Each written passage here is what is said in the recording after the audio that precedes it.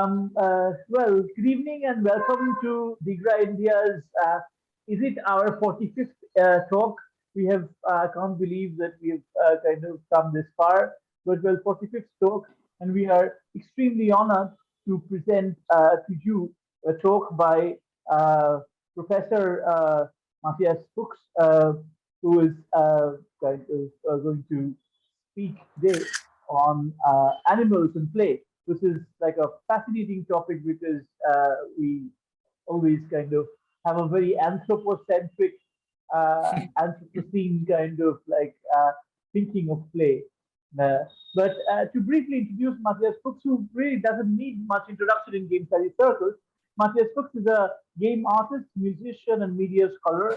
He pioneered in the artistic use of computer games and exhibited works at IZEA, the Graph, Transmediale, and the Greenwich Millennium Dome. In 2012, he became a professor at Leuphana University in Lüneburg. He is currently senior fellow at the IFK, Internationales Forschungszentrum Kulturwissenschaften, Kunstuniversität Linz in Vienna. So Matthias's publications include Phantasmal Spaces, which was brought out by Bloomsbury in 2019, Diversity of Play, Maison Press 2015, Weltenzug und Weltzerfall in Philosophical Perspectives on Play, Routledge 2015, Passagen des Spiels with E. Strauhal, Springer 2010. So like we're really happy to and honored to be able to welcome Matthias to Digra, India. And Matthias has been to India once, to this very city, and I hope that I shall have a chance to welcome him again in person once this Corona madness is over. But for now, well, we're kind of having a virtual talk by Matthias. Welcome, Matthias. Over to you. Thank you very much, Shuvik. Thanks a lot. I actually have been to India twice. I was visiting you in Kolkata, but I also have been to Kerala, which was also quite an experience at some time. So what I would like to do is to talk a bit about animals and play. And as Shuvik correctly said, the game studies, they're a very anthropocentric discipline. So many scholars there say, well, we are interested in how the humans play and maybe how children play, but the animals are of not very much interest for us. But I'm still interested in animals and how animals play, if they play. And there is a long tradition in Europe of looking into the play of animals that goes back to the 18th century, where people discussed a lot, how do dogs play, how do cats play, can a reptile play or a fish? And then when Jan Huizinga came and published his Homo Ludens in 1938, he said, well, the animals have ever played. They did not wait for us to teach them how to play. But I'm not interested in that. I'm just interested in the humans. I want to see how the humans play. And everything else is just biology and speculation. But let's just try to do some animal psychology and speculation about that. And I'm interested in hearing from you as well what you think about that. So what I'm going to do is I'm going to share my screen now, and I hope you can see that and see how I can get to introduce you to animal play by giving you a few examples, and some of the examples are from Instagram. But the main research questions, or the questions at stake, are: do animals play with humans? Do animals play with other animals? Can animals play with objects? And how do they do that? Let's start with this Insta clip There is a clip that has the caption of saying, this is a Frisian stallion. That's a type of a horse. It's intelligent and beautiful. And I'll show you now what this horse does. It looks as if it would be playing with a human. And it looks as if it would interact with this human. Of course, what we do not know is, did it maybe get some food afterwards as a kind of gift that it performs these things, or does it really do it out of the pleasure of playing? And this pleasure of playing and the motivation for play is something that Charles Darwin and Herbert Spencer have started speculating about, referring to German writer and philosopher Schiller. And Spencer said the popular idea by Mr. Darwin is untenable. What then is the true interpretation? Simply that, like the whistling and humming of tunes by boys and men, the singing of birds and results comes from an overflow of energy, an overflow which in both cases ceases under depressing conditions. And that was the idea in the 19th century, that animals start playing because they have too much energy. They want to get rid of this energy. So he would say that this black horse that we just saw, it plays because it has too much energy and must get rid of that.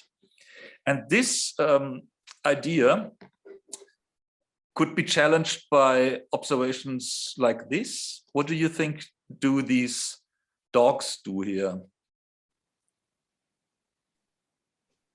There's a plastic tube. There's one dog coming down from above, the others try to go up. And then this husky goes to the end of the tube and watches the other dogs as they go down. Now, Spencer would have said, what these dogs do here is that they get rid of their energy. There's no necessity to do that. It doesn't feed them. It's not a sexual function. It's not anything that makes them better survivors. And he was with Darwin always discussing this survival of the fittest idea. And he would say, well, these dogs, they do not attempt to become the fittest. They just have this overflow of energy and they must get rid of it. But German philosopher Karl Gross was of another opinion. He said, no, with this overflow of energy, we cannot really understand the whole thing. Because what Karl Gross said, that he thinks that this surplus energy of Herbert Spencer is actually completely insufficient, because he thinks animals play for other reasons. And he said, can we really believe that acts of play are just an imitation of serious activities? So he's thinking of that some theoreticians at that point said, well, when children play with guns, they're imitating war. Or when children playing doctor with their dolls, they're imitating physicians and surgeons. But Spencer, Karl Gross does not think so. In 1896, he says, the games of young animals and of children are often not reproduction of serious activities, but rather pre-productions, if you allow me to use the word. So he's playing with this word of Nachahmung, the German word for reproduction, and turns it around and invents this new word, Vorahmung. That is, that you imitate something before you even know it. So his idea was that when young monkeys jump on each other's back, they do not imitate the copulation of sexually mature monkeys, but they play to develop something that they will do later on. So they're not imitating, they're doing something else. And He then comes to a kind of a taxonomy or a classification of types of games that he finds interesting. And he's critical enough that he says sometimes these things overlap.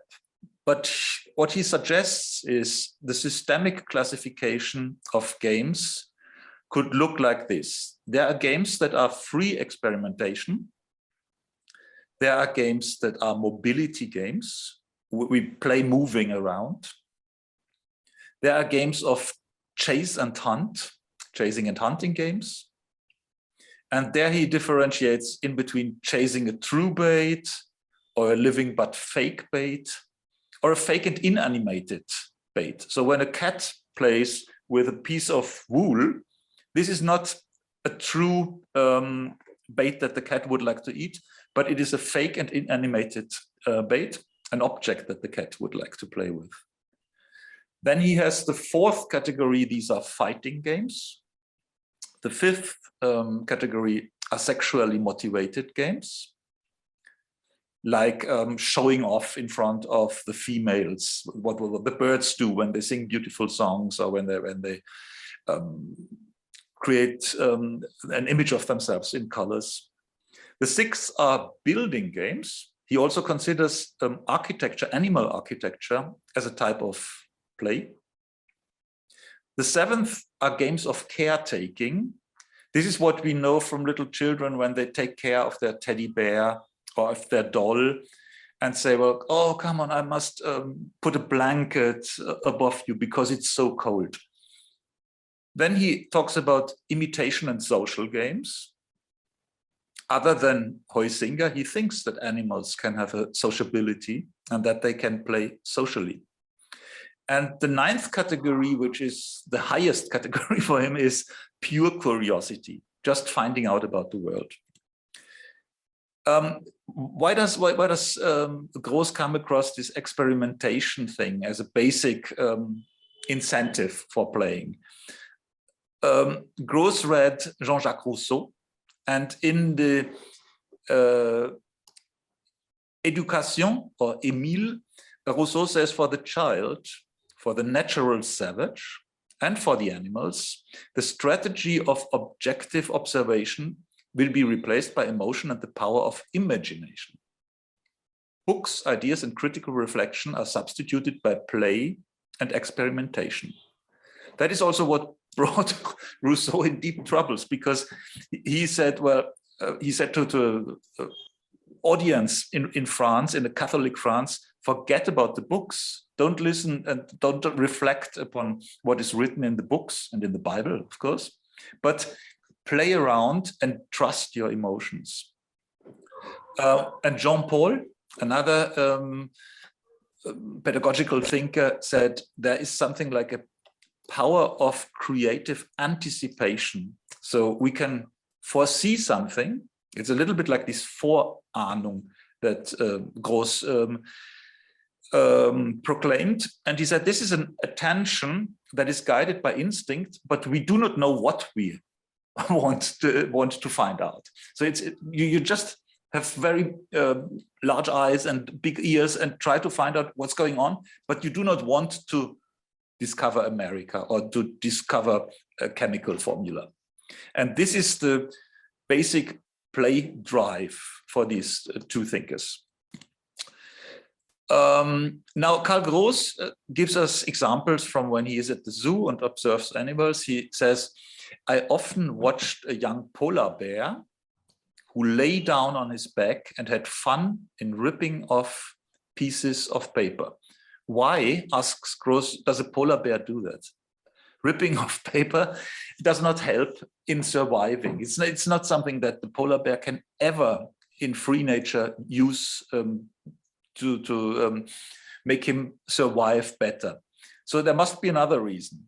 And Gross quotes another researcher and says, Pryor is of the opinion that it is a joy of empowerment, a joy to discover that we can be the cause for some effects.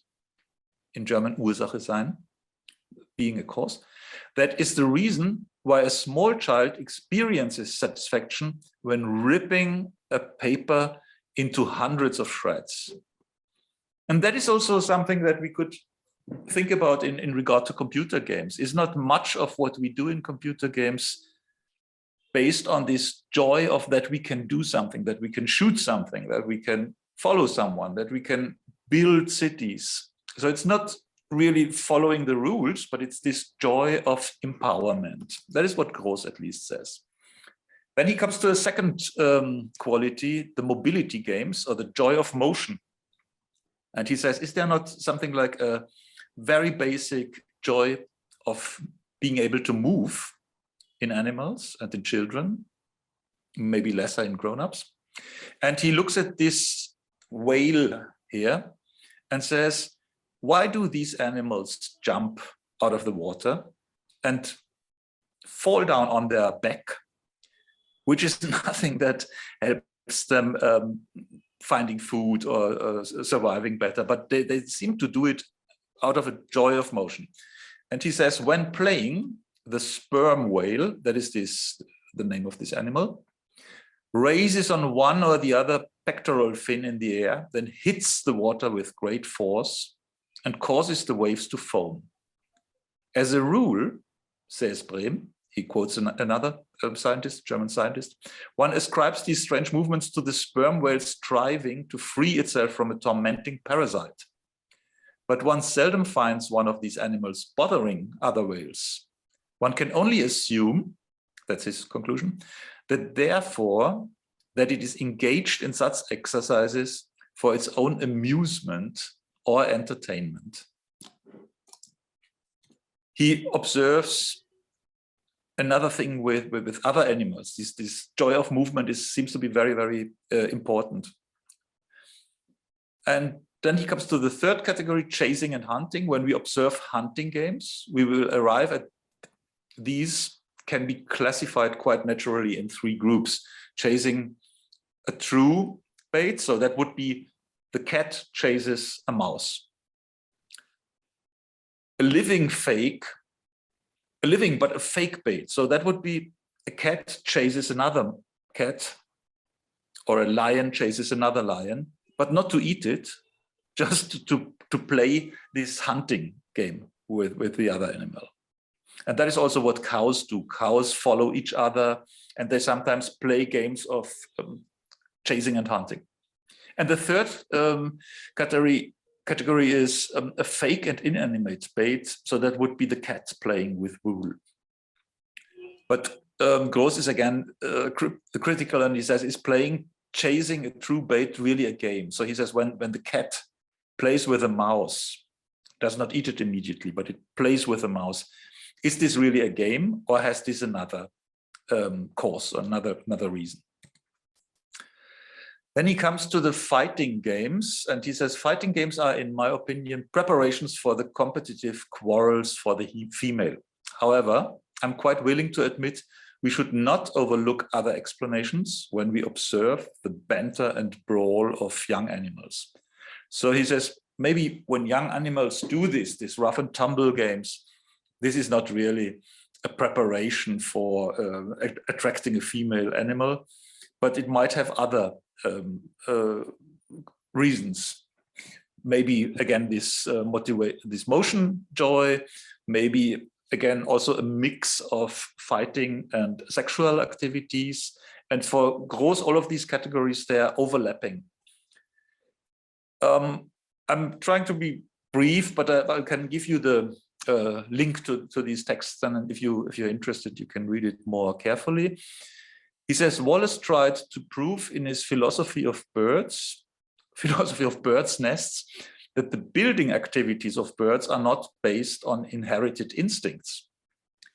So Wallace thought that the material they like to use is determined by their living conditions, not by instinct. For example, if you take a bird into captivity and it has got other objects, then it will play with these other objects. It will not longer take little branches and leaves, but it will maybe take electric wires, or it will take junk from a junkyard. The formal structure of the nest is dependent on their tools. So he says, depending on what beak the bird has, it will build different nests. But to a larger degree, and that is what Wallace thinks, it is caused by imitation. And again, Gross is very, very skeptical of this theory. He says, well, how can a little bird that has just been born learn how to build a nest by imitation when it never saw how its parents built the nest? Because when it is born, the nest is ready. So the little bird does not know how to do it, but it still is able to build nests. And one thing that you can watch if you have a lot of spare time and like watching Netflix movies, then you could go to this link here. In some way, I cannot do that, but I'll send you the link and you can do it at home then. And anyway, I don't want to overstretch your time. But what we see in this Netflix movie is how certain birds, they are called the bowerbirds, they build incredibly complicated nests. For some of these birds, it takes 7 years to build a nest. And again, Gross would have argued, well, that is not Darwinistically sane, because it is such a waste of time to build a nest for 7 years. Why don't they make it faster, to reproduce faster? And what they also do is they seem to have something like a personal style. So there are some birds that of the same species that prefer to build it with black feathers and black stuff that they find, but there are others who develop nests with blue feathers. And then they arrange these feathers very, very carefully. Sometimes they take them off again, as if they would get into a creative, if not to say an aesthetic assessment of what they're doing there. I think what I should do now is to give you another example. These are sea lions.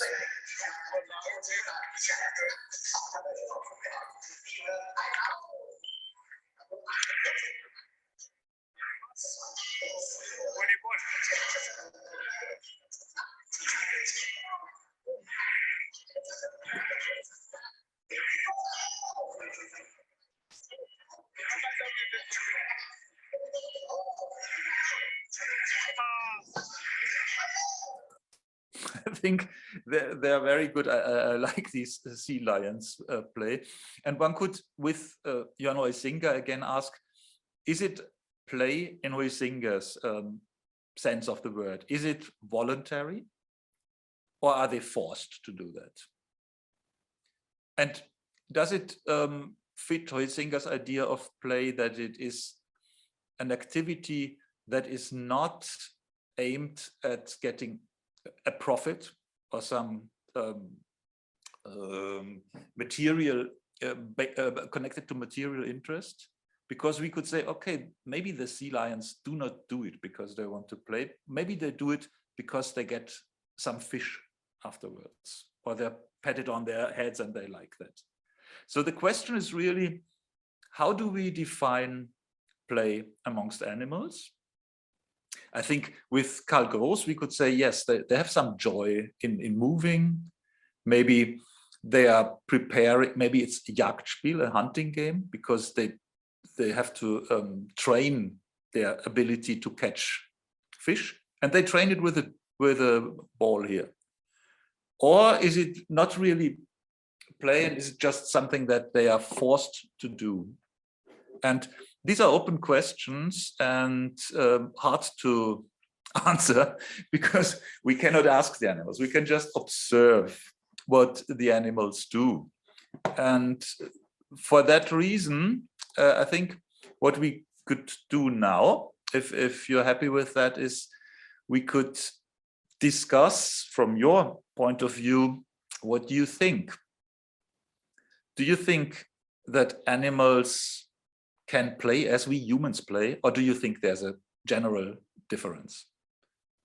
Well, thank you for your attention, and I'm interested in what you say about that. So thank you, Matthias. This is really, really interesting. This is a question that we often don't kind of, or we take for granted when we talk about ideas of play. Um, Hmm. uh, I don't know if anyone wants to go ahead and ask or respond to Matthias whether you think animals play in the same way as humans play. Do raise your hands, use the raise hand function, or type in the chat box, and I shall get back to you. Uh, but yeah, so anyone having kind of some thoughts on this right now wants to go first?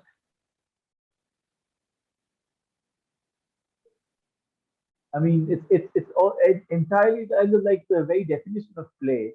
Uh, would we call it play? And okay, so we have a comment by Anubhav who says that I remember an episode from Minefield where a search was going on monkeys as they play puzzle with buzzer, and upon right fit, they got the banana as a reward. But is that play? I mean, is that kind of because there's a reward element there? Is it play or is it kind of a way to get food? So how do we and remember again, there is this famous kind of essay by Gregory Bateson on meta communication Yep. and monkeys and playing, where he observes monkeys playing. Remember, and he talks about play as meta communication. So, but this one is of course different because this one there is a reward element to it. It's like it's almost like Pavlovian in a sense because you do this and then you get a banana as a reward. So is that play? So again, large questions kind of opening up here.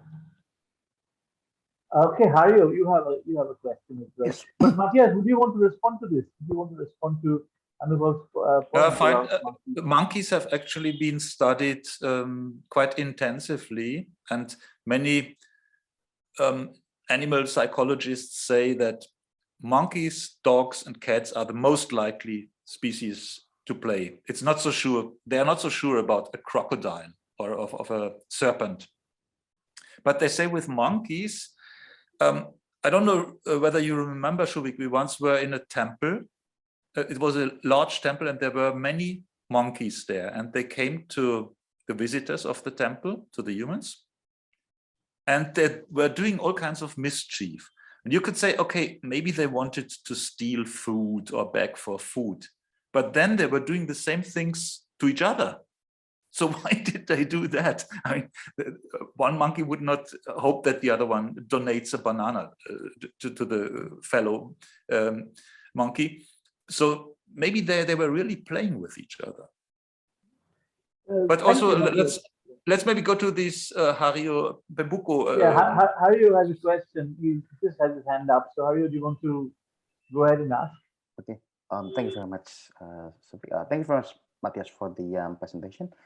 I would like to ask if do you think about the theories of play that you mentioned earlier on the slide, and there are several examples of animal play, including one with the sea lion and the trainers.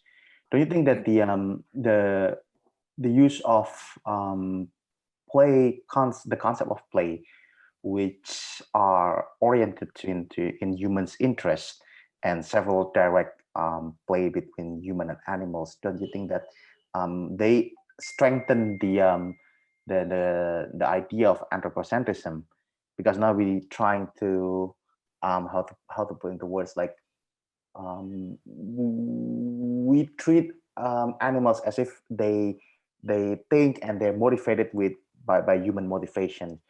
um, do you think that it requires perhaps a new approach to define what can be considered play among animals, and how do they differ from humans?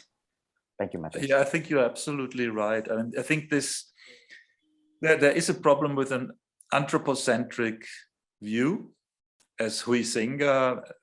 I mean, he was an anthropologist, so we have to forgive him that he thought that the only interesting thing in the planet are humans. But I think we need something like a new understanding of where we are in something that Brian Masumi calls the animal continuum. So he thinks humans, non-human animals, human animals, they are all on one line, and we should look at the whole this whole range of creatures.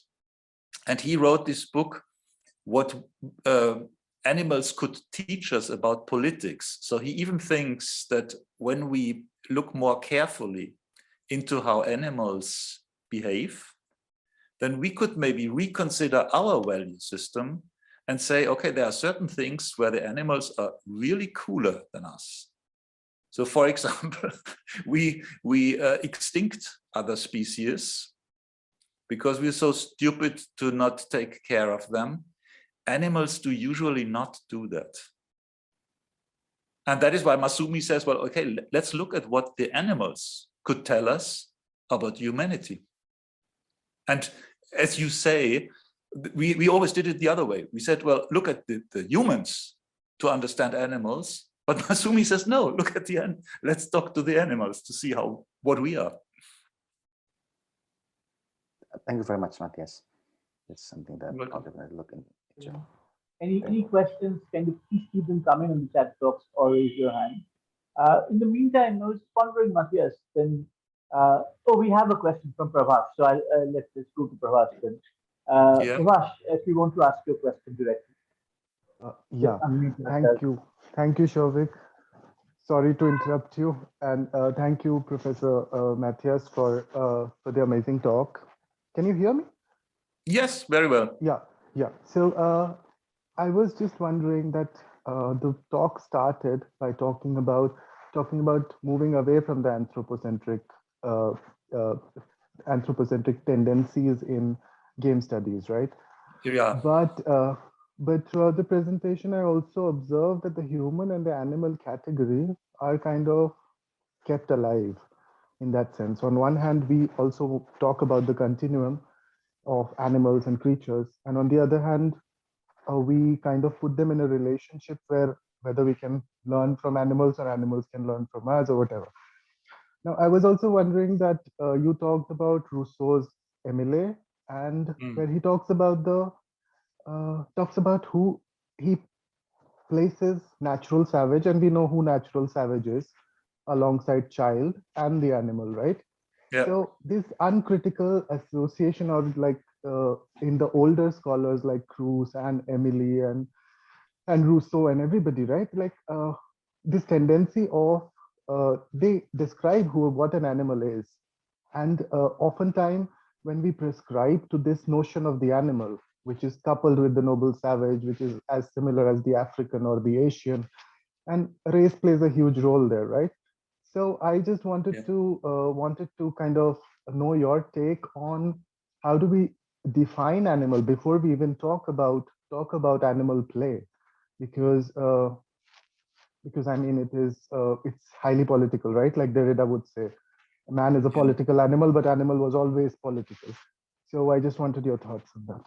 Thank you.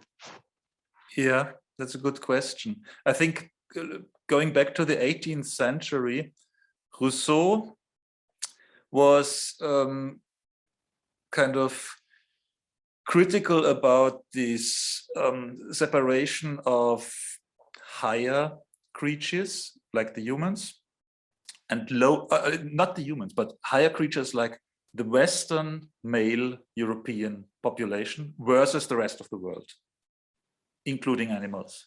And he was trying to create a bracket amongst what he calls the natural savages. And he was thinking of North American indigenous people that have been shown around in Paris at that time. And he knew that and he saw that. And he was grouping them with the children and the Red Indians, if I may say that in the context of Indian Negra, but versus the over-sophisticated, scientifically educated white Western men. And for him, that was a step to break down. You could even say to be emancipative in a Catholic society of the 18th century. But of course, it was very romantic in some way to say, well, okay, the animals, the children, and the indigenous people, they are the good ones, and the white grown-ups are the bad ones. But still, that was something that was discussed at that time with a huge enthusiasm for the good sides of nature and the bad sides of civilization. And this is a discussion that is going on today. I think there would be many people who would say, well, let's go back to nature and let's forget about nuclear power, smartphones, and all this crap.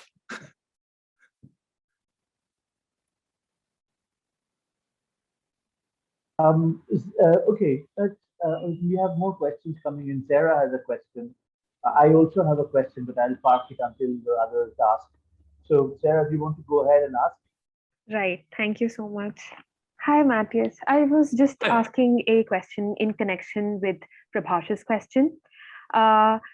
What do you think, does scholarship around posthumanism and the cyborg change the way in which we think about animals and play, especially with scholars like Donna Haraway asserting that animal-human identities are not distinct in much of the same way as human-machine categories are no longer or can no longer be thought as distinct too? I ask this because I feel play and games especially are one of the unique ways in which our natural instincts come in contact seamlessly with technique, technology, and techniques. Yeah, no, it's interesting that you bring up the machines and Haraway's ideas about the machines, because that would also then widen the question of do animals play, to the extended question of do machines play? Can machines play with us? Can we play with machines? And can machines play with objects? That is something that is discussed in AI research. So the boundary is not only the human versus the beast on four legs, but it's also the human versus the robots and the whole machinery. Yeah, I think that's pretty great to think about, right? I wanted to kind of comment on this here, in the sense that I don't know any of you here has watched The Jungle Book. It used to be a very favorite movie when I was a kid.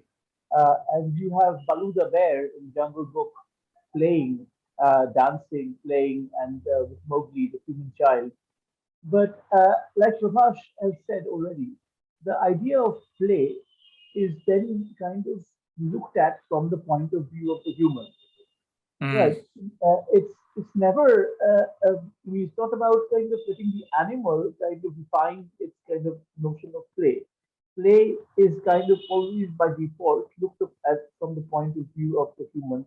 So it's kind of a certain kind of behavior is then described as play. And in a sense, Baloo the bear is kind of playing like a human kind of person would play. And this is another kind of question. How do we kind of cite the definition of play, especially when we are moving away from the Anthropocene, when we're moving away from the anthropocentric and the Anthropocene? Do you think that maybe Bateson's and Masumi picked it up later on, then this meta communication would be a way out?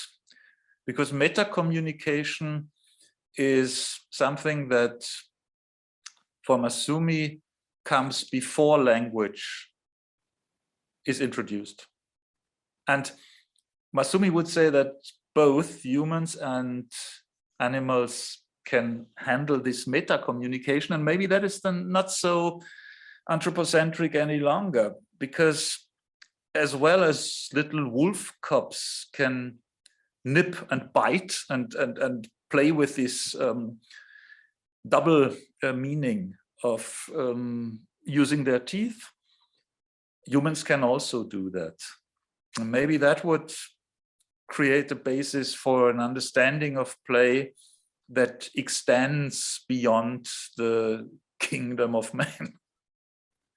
So then to take on kind of something from Roger Caloa, is Wait. animal play ludus or paideia, or is it agon, ilinx, or like vertigo, or alia? What kind of play?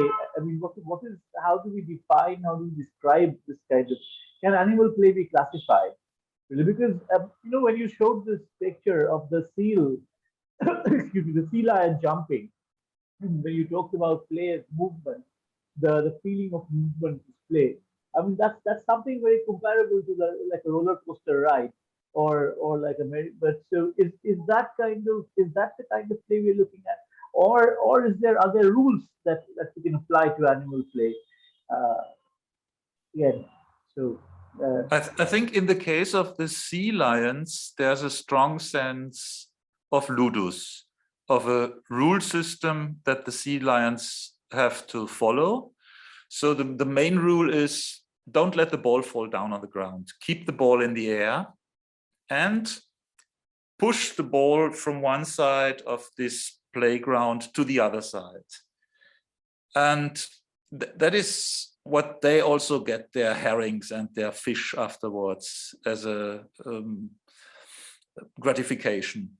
But there are other animal play situations where I think it's more on the side of paideia. And maybe if I can very quickly show you this example.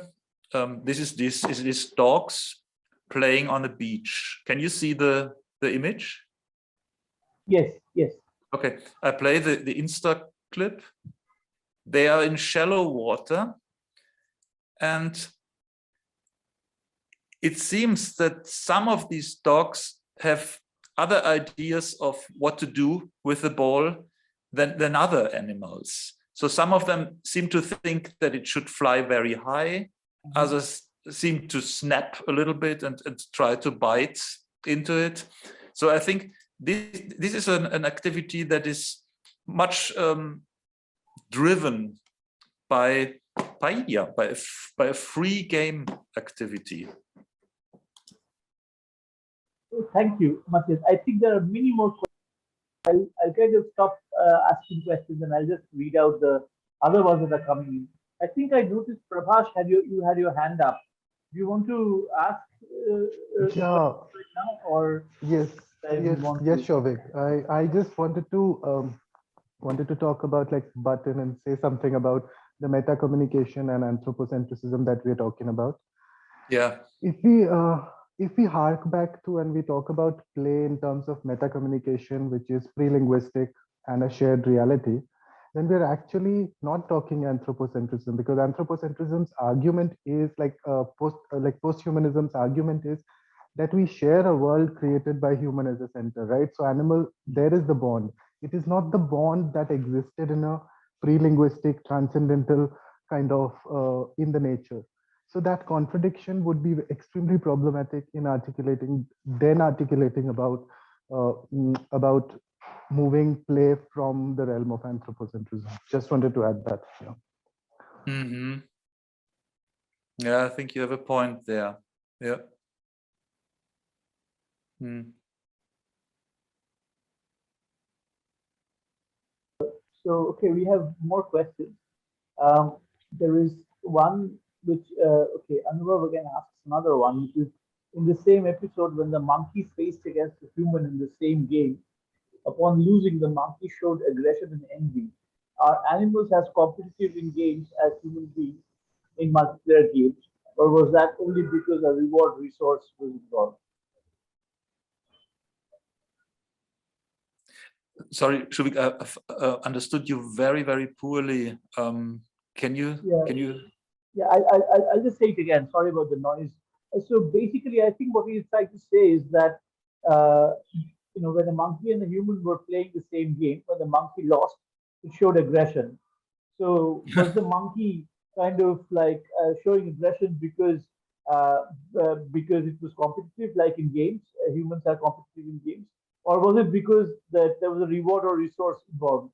Because if you remember in his example, if the monkey won the game, it got a banana. So Yeah, yeah, was it, yeah, so, yeah. I think that's often the case also with this horse that I showed in the first Insta clip. I think probably the horse got something to eat afterwards, sugar or an apple. And I think that's why it did this. I think it is hard to imagine that this black horse really had fun in pushing the ball over the over this net or over this fence. And one student of mine, she said, if the horse would do something else than just pushing the ball with the nose and would all of a sudden take a hoof and push the ball, then she would say, now it's playing. Because it broke the rules, it invented new rules, and it seems to like creating play.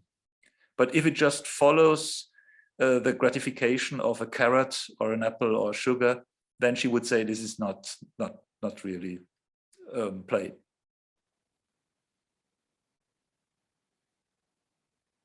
So another maybe question. breaking the rules is something that is essential for good play. Yeah, I mean, even when you're talking about play in Derrida, structure, sign, and play, there's also the whole idea of breaking the rules and supplementing. So Harry asks another question, which is that is there any academic approach of non-human animals, digital games, non-human animals, digital games relationship that you think is significant in rethinking anthropocentrism? Okay, so non-human animals, digital games relationship that you think is significant in rethinking anthropocentrism? I think Hannah Wirman, she worked on that. You're asking for contemporary texts, huh? Yes, maybe some Yeah. examples that you think is interesting like that. Yeah. And then there is a woman called Westerlaken who finished a PhD on this topic of multi-species activities, like multi-species games. How can we play with non-human animals? And how can non-human animals play with human animals? That's also a very interesting book. I think it's even open access. Thank you very much. Yes. I also want to bring in here a couple of questions. One is that how about the way in which video games treat animals in play? Because if you look at the Witcher, Geralt of Rivia's horse, Roach, doesn't seem to play anything with the Witcher. It just kind of gets petted and fed an apple. Same thing in Red Dead Redemption. Or even if you look at Dogmeat in Fallout 3, Yeah. it's just the same kind of like it's a very functional way of treating the animal, where the animal is just petted or used for something, but doesn't really play. Uh, could but then there are other animals which are supposed to play, like the Tamagotchi or Nintendo or whatever. So I was just wondering if you could look at all of these multiple aspects of kind of how video games treat animals and play. Is there anyone in the audience who played Animal Crossing a lot and could maybe comment on that? How do these creatures in Animal Crossing behave? Sarah is the person who played Animal Crossing quite a lot, but is it kind of in Animal Crossing? Isn't it like a person? Isn't it like an anthropocentrizing of kind of the animal? Like Tom Nook, the raccoon, is kind of is almost is almost like a human. So you're actually you're actually interacting with animals doing human things. Same story.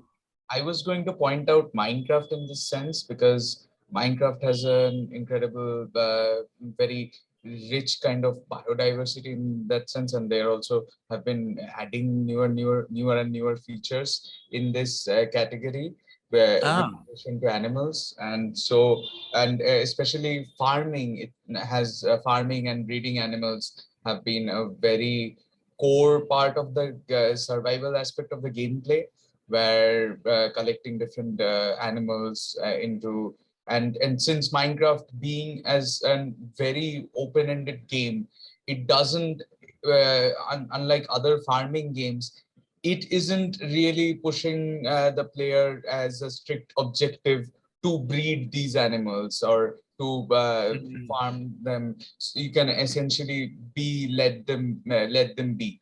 But like, so that's also an interesting part because farming sims in general have interactions with animals. For example, Stardew Valley has so many farm animals, but there the objective is primarily, and the only objective is to inculcate them in a way to breed them as farming husbandry purposes. But whereas in Minecraft, it's the player's choice if they want to indulge in that. So that's also what I wanted to highlight in this sequence. Yeah. So you think that in these farming simulations, it's basically that we exploit nature?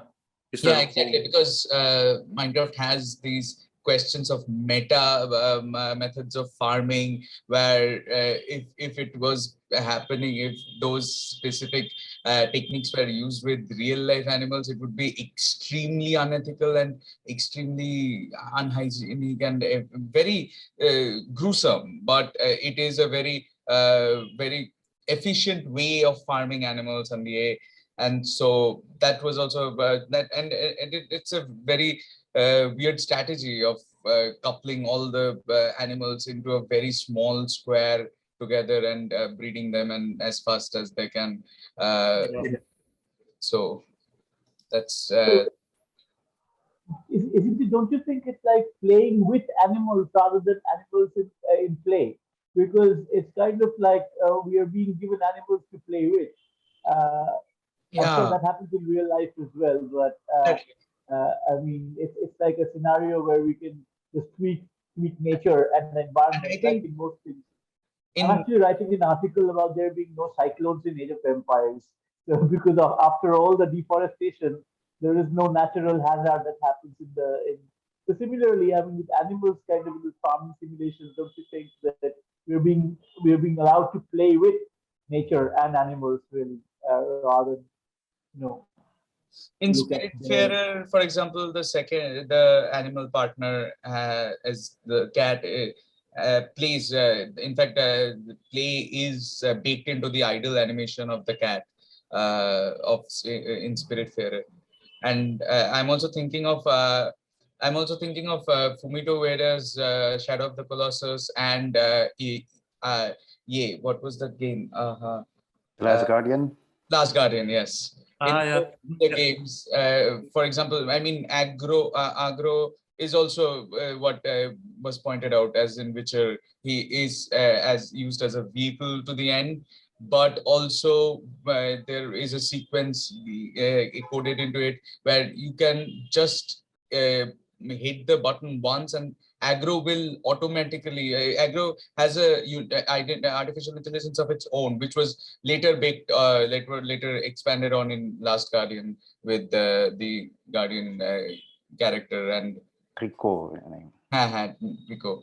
So in Trico, so that was then, and Trico would not initially listen to the and there's also the question of teaming, but which also gets muddied because of the friendship that he is. So how much like the question of teaming and friendship comes up in case of Last Guardian and the in case of their relationship.